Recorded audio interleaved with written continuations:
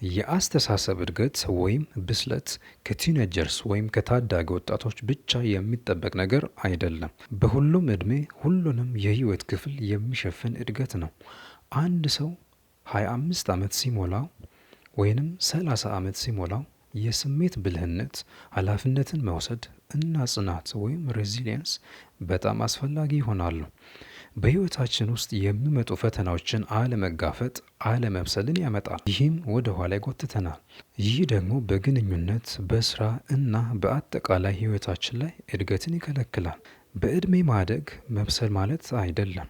ብስለት ማለት በህይወት ተሞክሮ ወይንም በላይፍ ኤክስፒሪየንስ የምናሳድገው ማስተዋልና ጥበብ ነው። ከብስለት የሚከለክሉንን 4 ባህሪያትን ከነ መፍትሄዎቹ እንመለከታለን። እስከ ቪዲዮ መጨረሻ አብረን እንቆይ። አንደኛ፣ ያልበሰሉ ሰዎች በስሜት ተነሳሽነት ለሁኔታዎች ምላሽ ይሰጣሉ ወይንም they are reactive። ያላደገ ሰው ውሳኔዎችን በስሜት ተነሳሽነት ይወስናል። ድርጊቶቹን የሚወስኑት ስሜቶቹ ናቸው። ይቆጣል፣ ይጮኻል፣ የችኮላ ውሳኔዎችን ይወስናል። ራሳቸውን ለመቆጣጠር ይቸገራሉ። ውሳኔያቸው እጅግ በተለዋዋጭ ስሜት ላይ የተመሰረቱ ናቸው እንጂ በአእምሮ አስተዋይነት ላይ የተመሰረቱ አይደለም። ከዚህ በተቃራኒው የበሰሉ ወይም አስተዋይ ሰዎች ኃላፊነት ይወስዳሉ። እርምጃ ከመውሰዳቸው በፊት ቆም ብለው ያስባሉ። ስሜታቸውን ያስተውላሉ እና ስለ ሁኔታው በጥልቀት ያስባሉ። ውሳኔያቸው ወደፊት በረዥም ጊዜ ህይወታቸው ላይ ሊያመጣ የሚችለውንም ውጤቶች ይበልጥ ያስተውላሉ።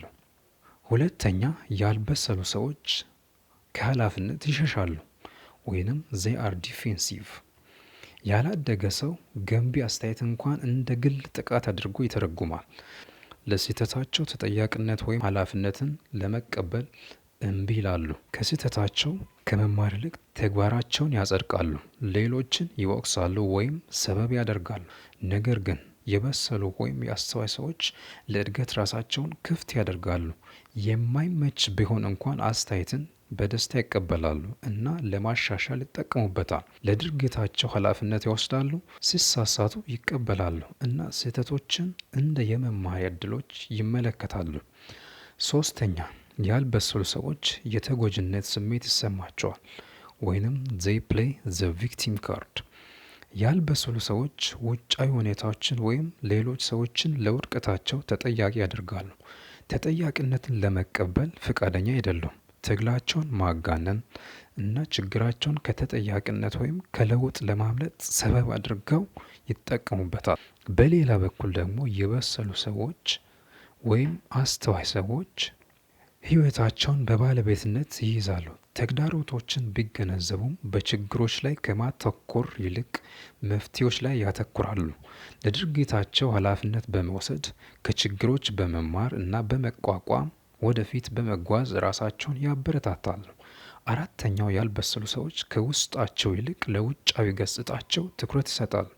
they are obsessed with appearance። ያልበሰሉ ሰዎች ከማንነታቸው ይልቅ እንዴት እንደሚታዩ ቅድሚያ ይሰጣሉ። በቁሳዊ ነገሮች፣ በማህበራዊ ሚዲያ በመገኘት ወይም በተጋነኑ ታሪኮች ትኩረት ለመሳብ ብዙ ጥረት ያደርጋሉ። በእውነተኛ ራስን ማሻሻል ላይ ከማተኮር ይልቅ የገጽታ ደረጃን ማረጋገጥን ቅድሚያ ይሰጣሉ። ለራሳቸው ያላቸው ግምት የሚወስነው በውጫዊ እውቅና ላይ ነው። በአጠቃላይ አለመብሰል በስሜታዊነት፣ በራስ ያለመተማመን ወይንም ኃላፊነትን አለመውሰድ፣ ኃላፊነትን ማስወገድ፣ እነዚህ ነገሮች የሚታወቅ ሲሆን ብስለት ወይንም የአስተሳሰብ እድገት ያለው ሰው የስሜት ቁጥጥር በትክክለኛነት ወይንም ኦተንቲሲቲ፣ ለእድገት ክፍትነት እና ተጠያቂነት ይታይባቸዋል።